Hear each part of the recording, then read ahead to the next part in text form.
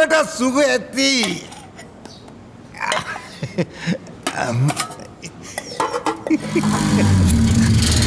ഇപ്പൊ കൊണ്ടുരാശനെ കൊണ്ടുപോടാ.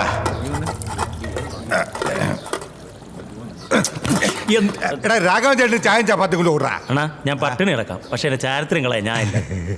ചാരിത്രം ഇതുവരെ പോയില്ലേ? എങ്കി വാ. നീ വാടാ. വട്ടക്കണ്ണ സുഖമല്ല, കാമക്കണ്ണ സുഖമാണ്.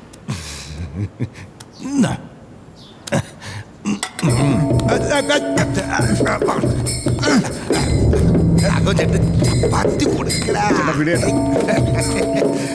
രാഘവൻ ചേട്ടോ കൊണ്ടുപോടാ ചപ്പാത്തി. പടകണ നീ പോ. വാടാ ഇരിയടാ.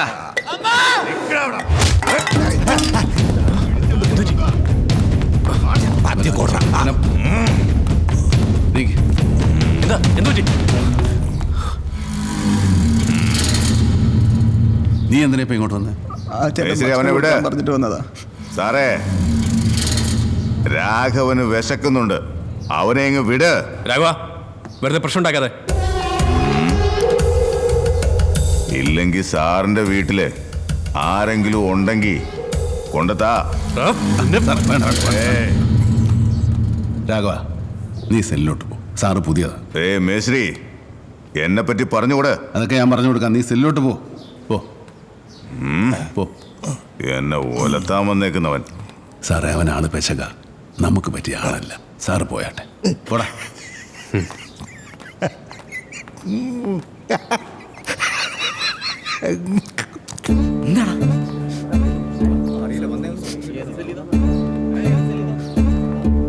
പാവാ ചെക്കൻ.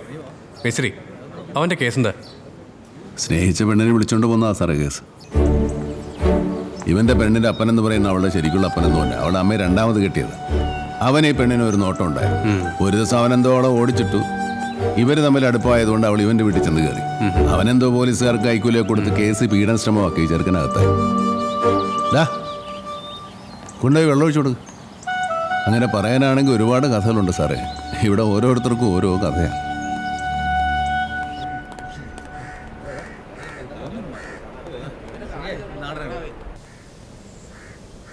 എന്താടാ അലക്സ്, സുഖമല്ലേ? ഓ, കുഴപ്പമൊന്നുമില്ല സാർ. ആ, അതാ എനിക്ക് പിടിക്കാത്ത.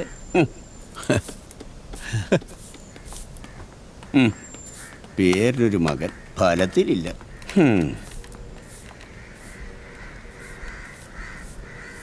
ഈടാ, ഇത് സ്ഥിരമല്ലേടാ. മകനെ പിടിച്ചവരോട്ട് കിട്ടുകയില്ല. ബാക്കിയുള്ളവരുടെ സമയം കിടത്താൻ നീ അങ്ങോട്ട് മാറിയേക്ക്. കിട്ടുന്നില്ല. എന്നാ പിന്നെ ഇന്ന് വേണ്ട, പിന്നെ വിളിക്കാം.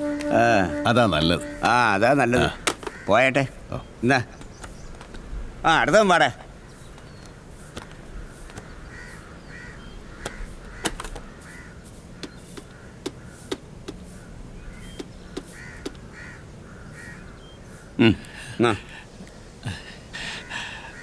ഹലോ മോളെ, എന്താ സുഖമില്ലേ മോളെ? അതൊന്നും കാര്യമാക്കണ്ട മോളെ. അച്ഛൻ ഉടനെ ഇറങ്ങുമല്ലോ.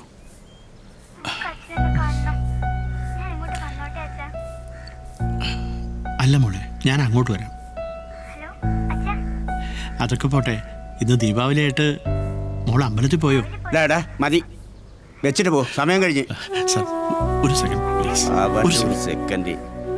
അച്ഛൻ എന്തായാലും വേഗം വരാട്ടോ മോളെ. ഇപ്പൊ ഫോൺ വെക്കാറായി.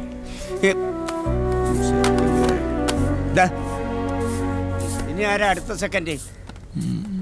മോൾക്ക് വീട്ടിലെന്തോ പേടിയുള്ളത് പോലെ. പേടിക്കാനൊന്നുമില്ല. നീ അമ്മയുടെ അടുത്തല്ലേ.